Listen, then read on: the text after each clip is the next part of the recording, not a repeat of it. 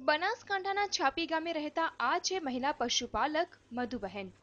7 વર્ષ પહેલા માત્ર 2 ગાયોથી પશુપાલનનો વ્યવસાય શરૂ કરનાર મધુબહેન પાસે આજે 1-2 નહીં પરંતુ કુલ 114 જેટલી ગાયો છે અને તેમના ફાર્મમાં દૂધ દોહવા માટે પણ 10 થી વધુ વ્યક્તિઓને રાખવામાં આવ્યા છે। મધુબહેને જ્યારે આ વ્યવસાયની શરૂઆત કરી ત્યારે મહિને માત્ર 7,000 રૂપિયાનું દૂધ ડેરીએ ભરાવતા હતા, પણ આજે મધુબહેને આ વ્યવસાયમાં એટલી સફળતા મેળવી છે કે તેઓ દર મહિને 3 લાખથી વધુનું દૂધ ડેરીએ જમા કરાવે છે। આમ તો ખેતી કરતા પણ સારું મળી રહે છે। अच्छा, बनासकांठा जिल्लाમાં તમારો કયો નંબર આવ્યો છે અને કેટલાનું તમે વાર્ષિક દૂધ ભરાવ્યું છે? બનાસકાંઠા જિલ્લામાં પ્રથમ નંબરે છું।